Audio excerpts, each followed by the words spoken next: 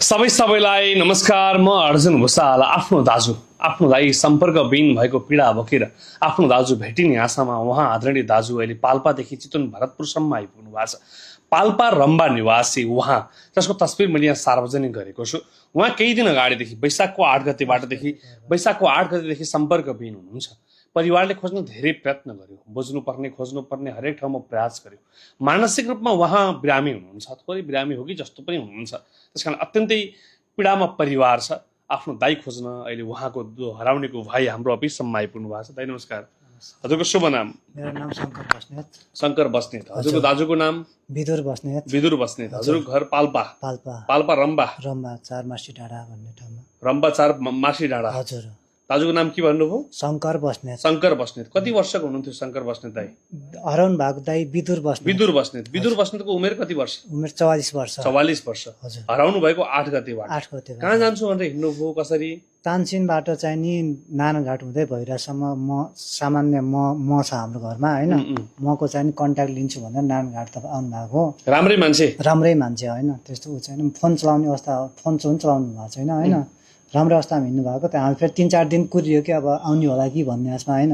तानसिन नानघाट भइरा भनेको 3 घण्टा 3 दिन त त्यसै लाग्छ। त्यही भएर हामी 4 दिनसम्म नआएपछि हामीले बल्ल यताउता सम्पर्क गर्यो। आफ्नो ठाउँमा कोही कतै हुनुहुन्न हैन, जहाँ भए पनि यसो सम्पर्कमा गराइदिनु हुन्न भनेर अनुरोध गर्दछु। के लाग्छ उहाँ पहिला पनि त्यसरी हिँड्ने त्यस्तो केही? पहिला थिएन हैन। सुरुको डिप्रेसन अवस्थामा चाहिँ नि 8 वर्ष अगाडि चाहिँ नि त्यस्तो गरेर हिँड्नु भएको हो हैन। त्यो गाउँमै थियो हैन। त्यसपछि चाहिँ त्यस्तरी हिँड्नेको अवस्था छैन। बिहा भएको थियो? विवाह भएर 2टी छोरीहरू छन्। ठुलो बेसी छोरीहरू? एउटा 12 मा पढ्ने, एउटा 11 मा पढ्ने। बुवा आमा? हजुरहरूको बुवा आमा हुनुहुन्छ।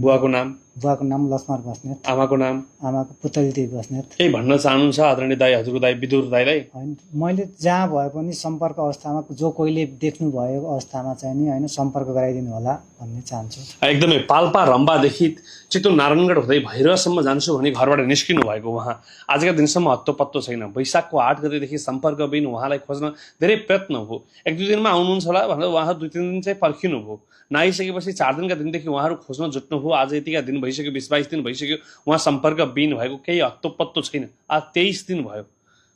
आज आफ्नो मान्छे, घरको अभिभावक, दाजु आज हराउँदाको पीडामा उहाँ, छोरीहरू, आफ्ना आफन्तहरू, इष्टमित्र, छरछिमेक सबैजना हुनुहुन्छ। हजुरहरूले कहीँ कतै कुनै अवस्थामा उहाँलाई हामीले तस्बिर सार्वजनिक गरेका छौँ।